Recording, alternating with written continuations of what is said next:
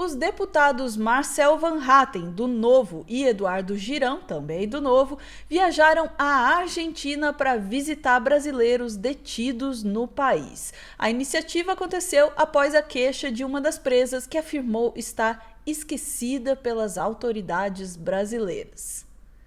Será que eles aproveitaram comprar um doce de leite? Vamos saber mais sobre esse caso com a nossa Daiane Oliveira aqui no Plantão do Meteoro. Bora lá!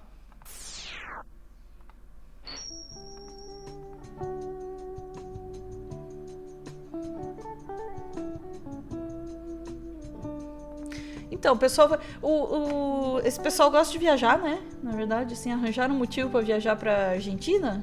Nesse caso, com tudo pago, né? A melhor forma, né? Porque se é a trabalho, entendeu? Quem está pagando? Eles não estão a trabalho, tirando do próprio bolso. Vou até dar uma olhadinha, deixa o mês virar que eu vou dar uma olhadinha lá nas contas para ver quem fez o pagamento dessa viagem para a Argentina. A gente traz aqui, inclusive, essa informação. Por quê, Ana? Porque esses dois, o Girão e o Van Hatten, resolveram ir até a Argentina visitar os presos do 8 de janeiro. Só que eles fizeram isso poucos dias depois de uma reclamar que estava sendo coitadinha, estava sem recursos, estava se sentindo abandonada e que era muito geral. Deu uma entrevista ótima de não sei quanto tempo para a CNN. Vamos trazer aqui o chororô. Mas antes, bora ouvir esses dois. Já peço desculpas de antemão, é insalubre, mas olha o que eles falam sobre essa visitinha lá na Argentina, Ana. Já me decepcionei aqui, eu tava curtindo a música, vou ter que parar. Pô, vamos lá. Hoje, também de presos na Argentina, apesar de terem o asilo, e por isso mesmo nós viemos. Tá? Olá, pessoal. Deputado federal Marcel Van Hatten, junto com o senador Eduardo Girão, Buenos Aires. Estivemos no complexo penitenciário, na colônia penal 19, masculina, e também aqui na feminina, para visitar os presos políticos brasileiros que infelizmente estão nessa condição hoje também de presos na Argentina, apesar de terem o asilo, e por isso mesmo nós viemos visitá-los para entender melhor a situação e deixar a nossa solidariedade, senador. É isso, é uma causa humanitária, né? E a gente está muito preocupado com a situação desses brasileiros, né? Problemas, inclusive de saúde que eles estão tendo. Vamos fazer contatos já começamos, aliás, a fazer contato com o governo da Argentina, que sempre manteve uma boa relação histórica com o Brasil, porque isso é inadmissível. Se trata de direitos humanos, não é uma coisa de política, é uma coisa de humanidade. Então, que a gente possa, em breve, conseguir Ana, você resolver pausa a pra problema. gente, por favor? Graças você pausa a Deus, pra gente, por favor? Pronto, não precisa mais ouvir o Van Hatten nem o Girão, não. Os humanos não era coisa que nós da esquerda defendíamos para bandido? Era isso que eu tava já dando um pulo aqui na cadeira. É uma questão humanitária, não sei o que mas bandido bom não era bandido morto, não sei o que, direitos humanos para humanos direitos e tudo mais. Direitos humanos, direito, preso político, como assim preso político? Ela, inclusive, está presa na Argentina. Né? Como é que é? Vamos deixar isso bem claro para caso, né, alguém esteja aí. Às vezes entra aí um gado ou outro aqui. Estas pessoas estão presas na Argentina porque elas participaram de uma tentativa de abolição violenta do Estado Democrático de Direito no Brasil. Elas foram julgadas no Brasil, tiveram amplo direito de defesa, foram condenadas e fugiram para a Argentina. Por que elas estão presas na Argentina?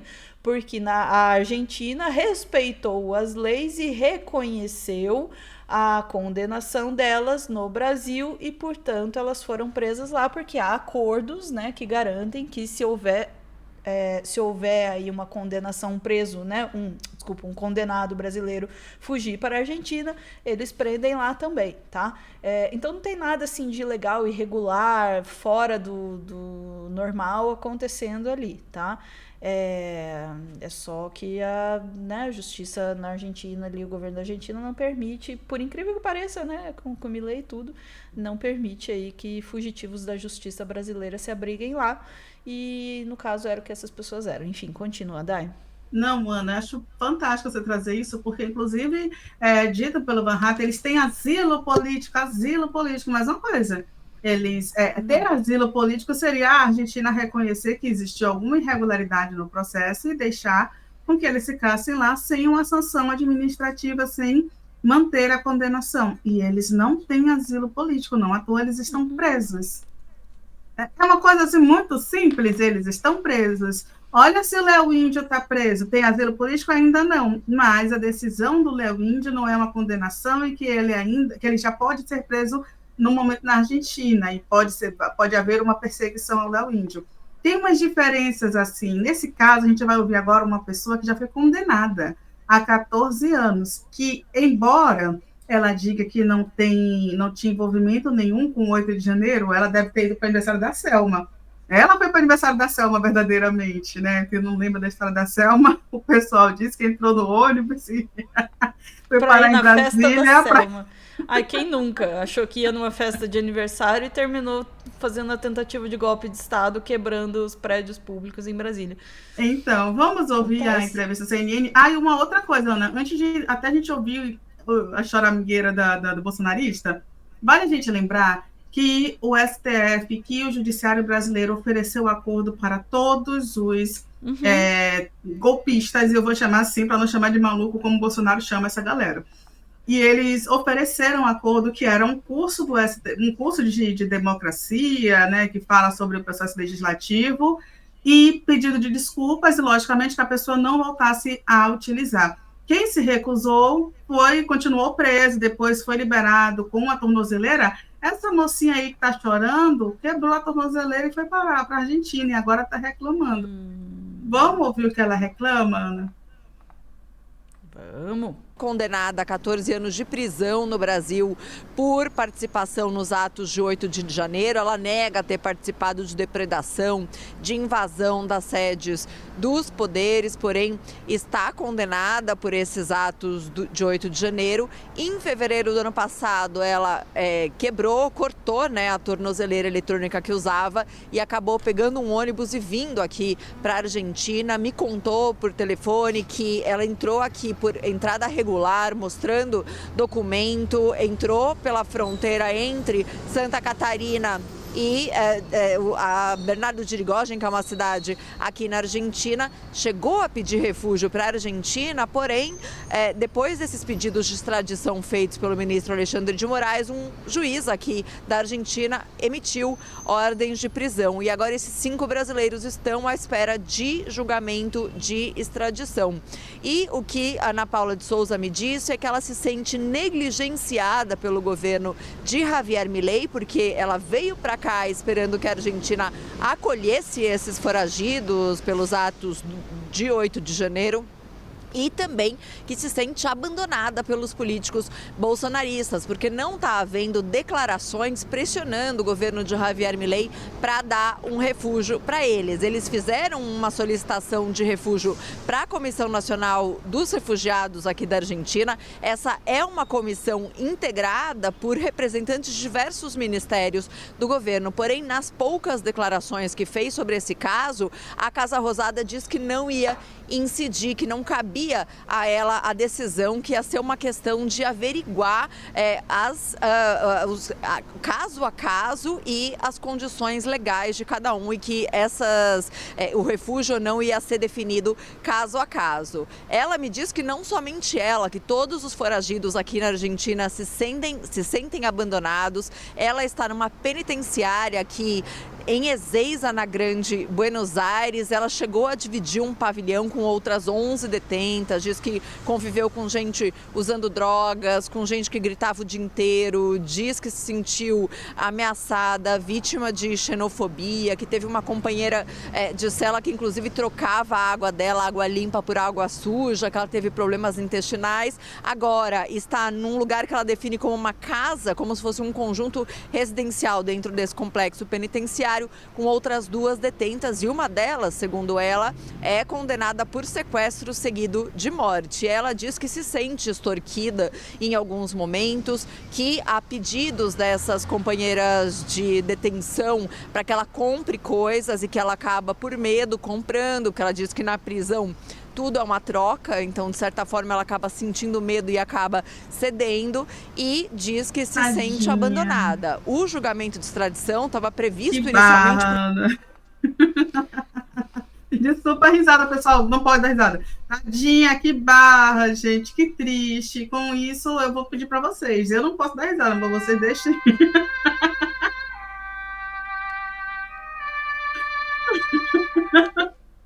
Eu amei. Deixem a risada aqui, viu? É isso, Ana. Quer dizer, vou começar aí pela frase dita ali pela repórter, né? Ela se sente abandonada aí pelo governo Milei, né? Você veja o que é, e essa moça, pelo jeito, talvez não tenha ainda aprendido isso, não sei se algum dia eles aprendem ou não. Mas eles idolatram uma extrema-direita, eles idolatram esses caras todos. E essa é a parte triste, né? Acreditando que essas pessoas estão a favor deles. E eles simplesmente não conseguem entender que essa gente da extrema-direita, né, quem está no poder de fato, ou quem tem algum poder, só está preocupado, assim como o Bolsonaro aqui no Brasil, só está preocupado consigo mesmo, com seus aliados, né, com garantir o poder para si mesmo, e mais poder e mais dinheiro. As pessoas, né, as pessoas, né, comuns aí que apoiam essa gente são bucha de canhão, são massa de manobra, são idiotas úteis, né?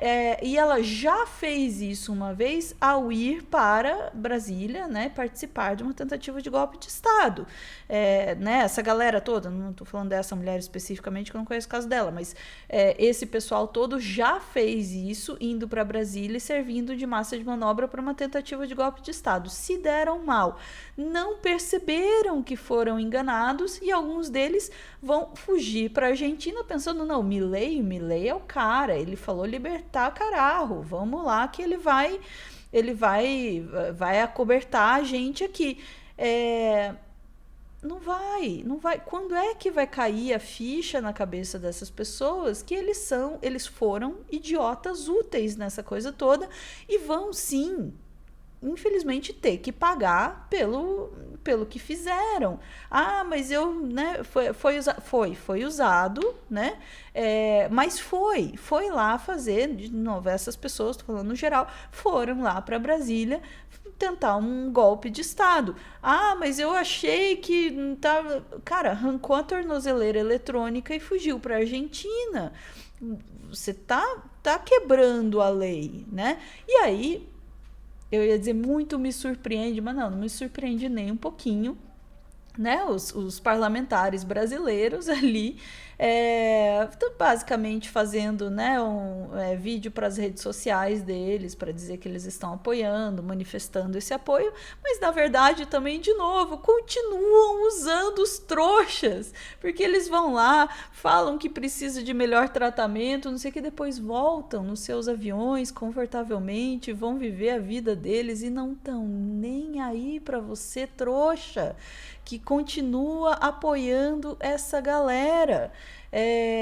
Mas enfim, eu falo tudo isso porque eu sou meio poliana, eu sou meio inocente, eu acho que um dia vai cair a ficha na cabeça das pessoas de que, né, vocês foram idiotas, cometeram crimes em nome de pessoas que não estão nem aí para vocês. Tá? Vocês me desculpem, mas este violino de brinquedo tem mais empatia por vocês do que qualquer idiota desse da extrema-direita que vocês veneram, cara. Porque pelo menos ele toca uma música. É isso, Dai. Ficamos por aqui? Ficamos, Ana. Que dó. Que dó. Como diz o pessoal aqui no chat, eu não sou piano pra ter dó, né? Vamos lá. Eu vou aproveitar que tem 15 segundos e eu vou fazer uma mini propaganda.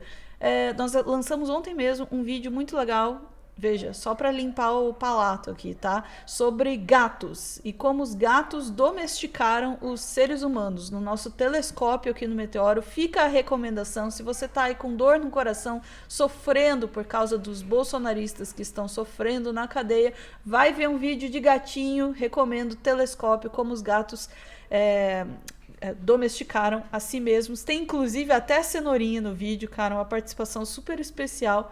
Vamos lá, dá uma força pra nós lá. É muito bonitinho, inclusive. É a minha melhor gatinha. Ai, eu sou suspeitíssima pra falar. Vamos lá.